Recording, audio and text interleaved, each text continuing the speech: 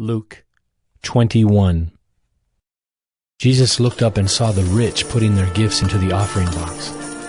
And he saw a poor widow put in 2 small copper coins. And he said, "Truly I tell you, this poor widow has put in more than all of them, for they all contributed out of their abundance. But she out of her poverty put in all she had to live on."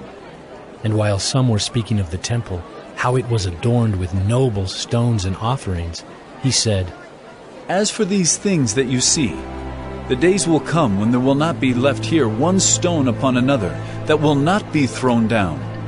And they asked him, "Teacher, when will these things be? And what will be the sign when these things are about to take place?" And he said, "See that you are not led astray. For many will come in my name, saying, 'I am he,' and 'the time is at hand.' Do not go after them. And when you hear of wars and tumults, do not be terrified, for these things must first take place, but the end will not be at once." Then he said to them, "Nation will rise against nation, and kingdom against kingdom. There will be great earthquakes, and in various places famines and pestilences. And there will be terrors and great signs from heaven. But before all this, they will lay their hands on you and persecute you, delivering you up to the synagogues and prisons, and you will be brought before kings and governors for my name's sake. This will be your opportunity to bear witness. Settle it therefore in your minds, not to meditate beforehand how to answer. For I will give you a mouth and wisdom, which none of your adversaries will be able to withstand or contradict. You will be delivered up even by parents and brothers and relatives and friends, and some of you they will put to death. You will be hated by all for my name's sake, but not a hair of your head will perish. By your endurance you will gain your lives. But when you see Jerusalem surrounded by armies, then know that its desolation has come near.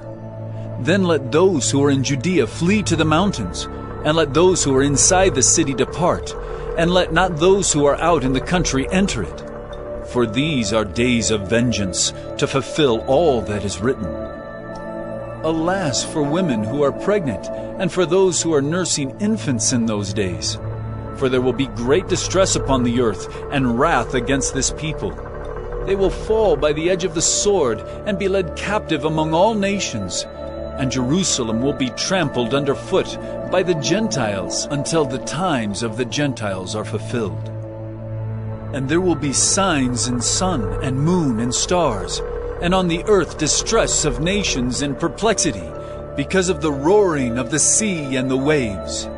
People fainting with fear and with foreboding of what is coming on the world.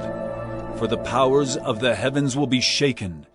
And then they will see the Son of Man coming in a cloud with power and great glory.